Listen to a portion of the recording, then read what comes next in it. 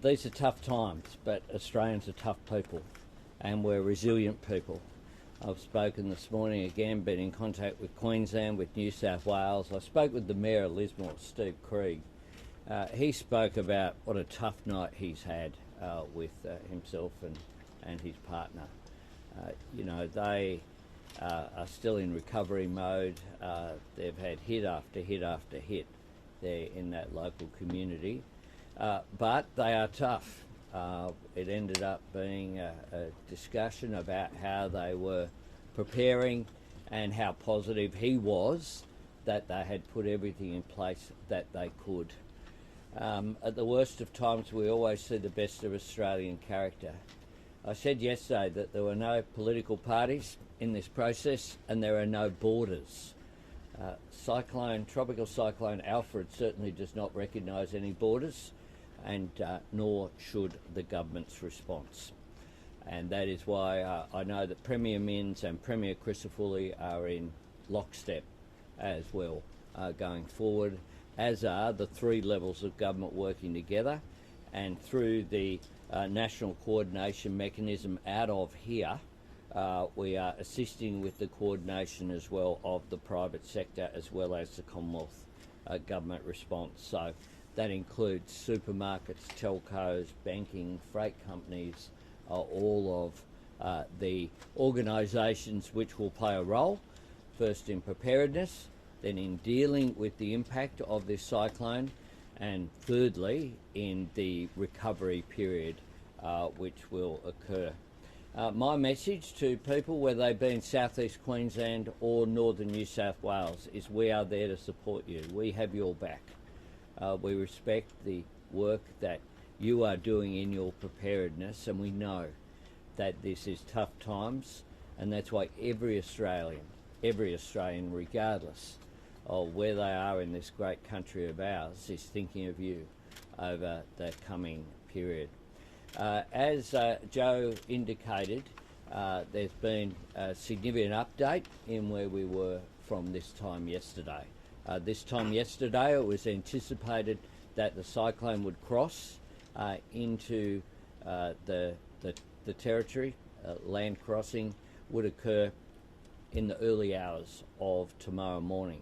It's now anticipated, because it has slowed up somewhat, that will now be at a later time. That's not all good news. It is important to stress it is still anticipated this will cross into land and will reach landfall. It will just do it later, and a risk is, of course, that in slowing up that it increases in its intensity, but at this stage it is still predicted to be Category 2 as it crosses onto land. It is expected to make an impact on Friday. We expect three separate hazards: storm surge and high tides along coastal communities and severe winds as Alfred approaches the coast.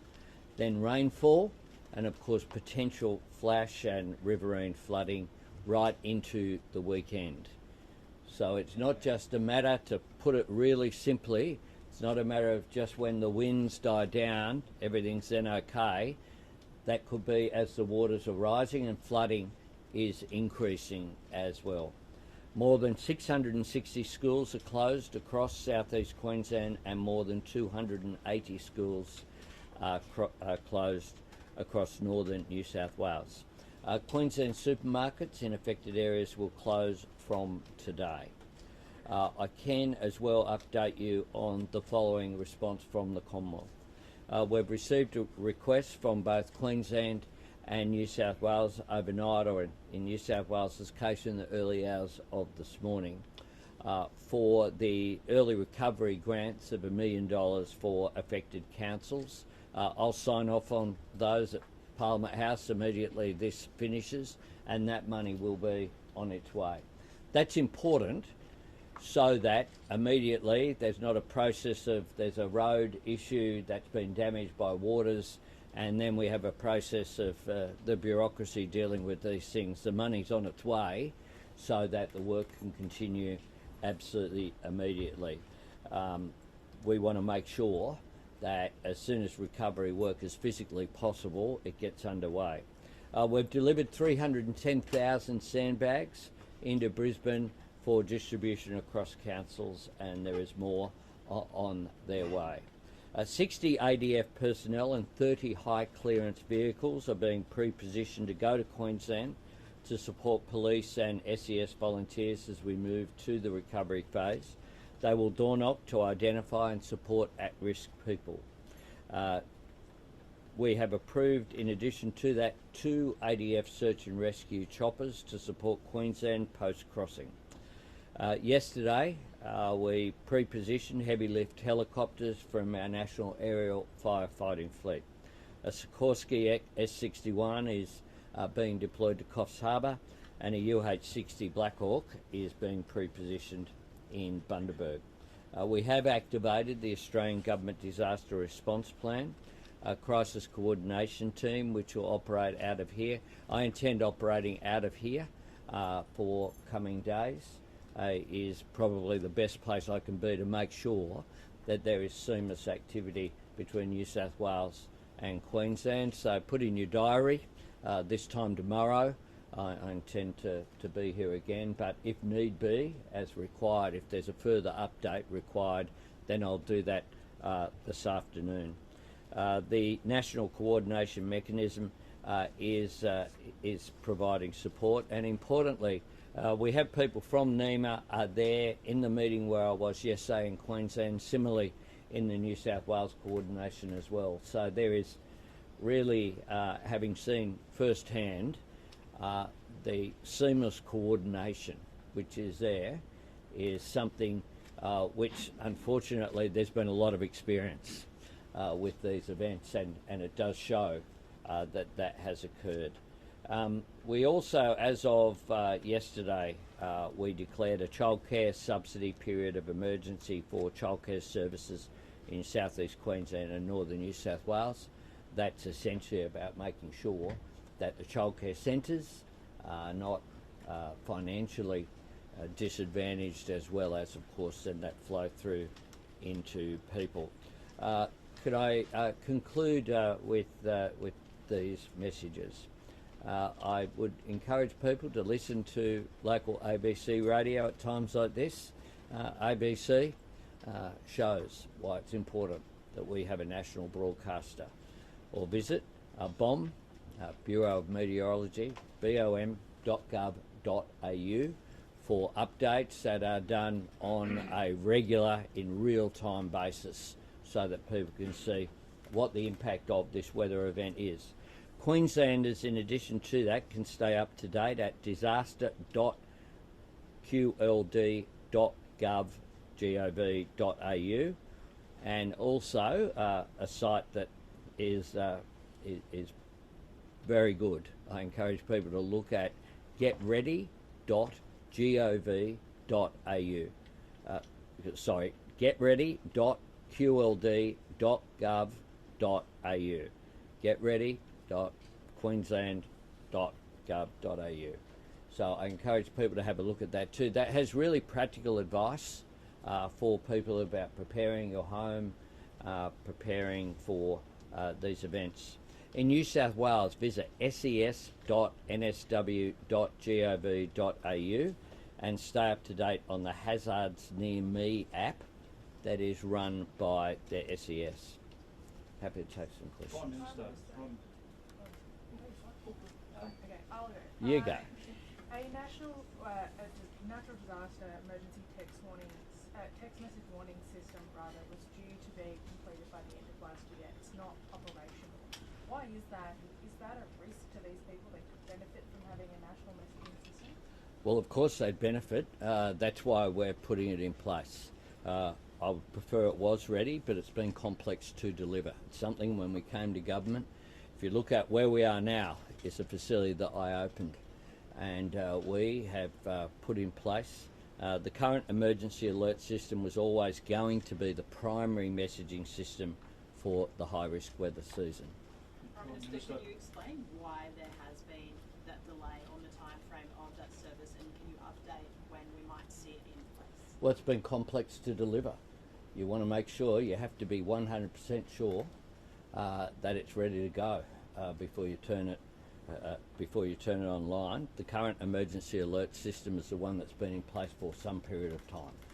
That remains effective, and it is the primary messaging system for the high-risk weather season. Prime Minister, I know it pales in significance when we're talking about property and lives, but Sure. for you, does this cyclone basically rule out an election being called this weekend or early next week?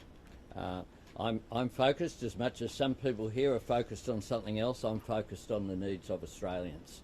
This isn't a time for party politics. I'm just focused on doing my job and governing, and that's something I've been focused on since the 23rd of May 2022 when I was sworn in as Prime Minister. Your team's in a campaign unit, Prime Minister, already. The Trump administration has called for Australia to lift its defence spending to 3% of GDP. Even with the extra money your government is pumping in, by the end of the decade we will be well below 3%, somewhere around 2.3. Do you plan to fund it like that? And where would the money come from? Australia determines our national interest, and as a result of the Defence Strategic Review, my government is allocating significant additional resources for defence. That is being rolled out, including missiles, including a range of assets that improve both our capability, but also, importantly, our delivery. My government is delivering increased defence assets and increased defence capability, and that's what we're rolling out. Whoa. Here. Prime Minister, I think you said you'd be based here in the next few days. Will there be any Queensland travel or Northern New South Wales travel interspersed, or will you just be solely here? No, look, there may well be, as appropriate. Yesterday we investigated whether I could go stop in between Brisbane and Claire Armstrong was with us yesterday, just to dob you in there, Claire, just to name check you in the press conference. We tried to get into Lismore. It was closed yesterday. The priority is where I can be most effective.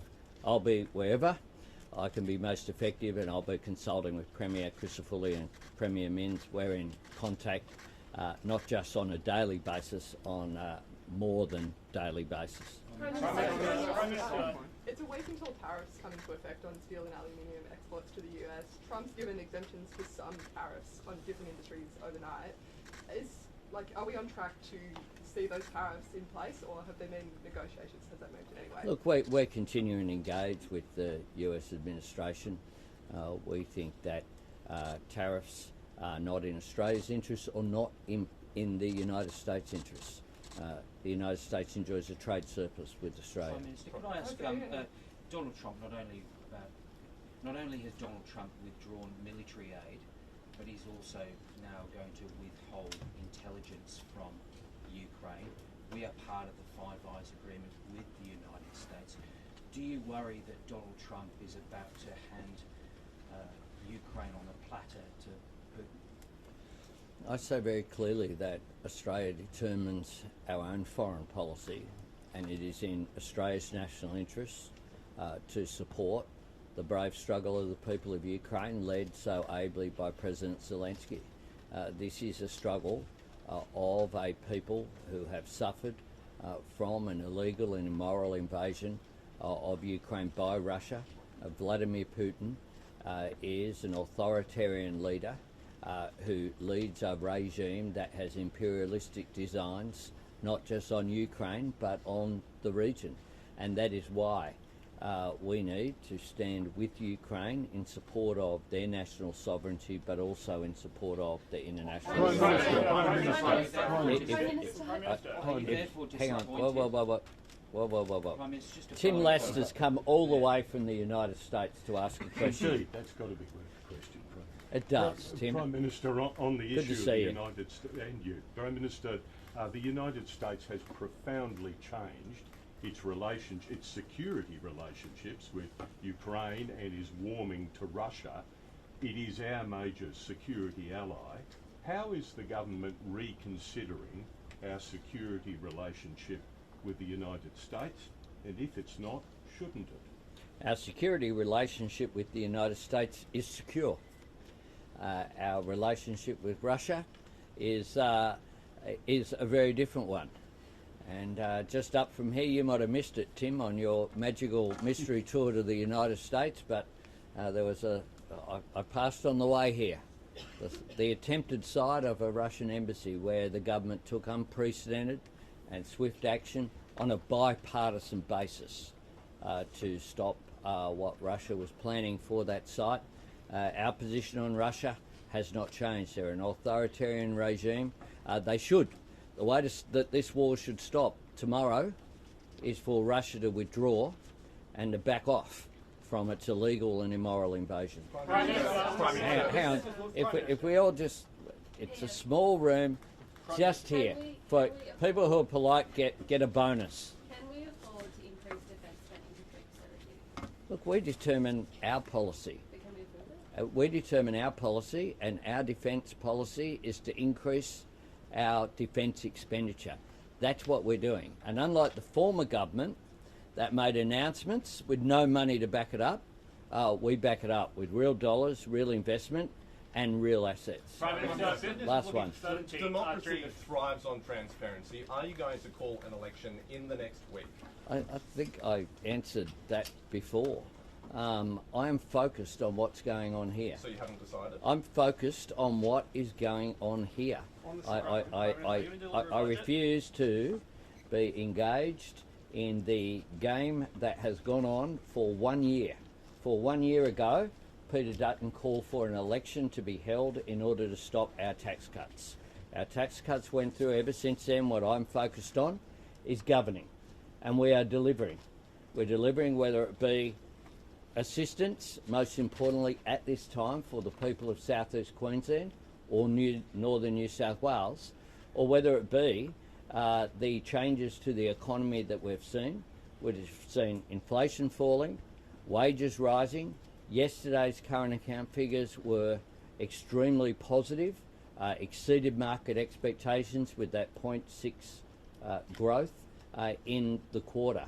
What that shows is that our coherent, orderly plan for responsible economic management is making a positive difference. So we do all of that while we deal with issues that sometimes come at you as a government, like this one.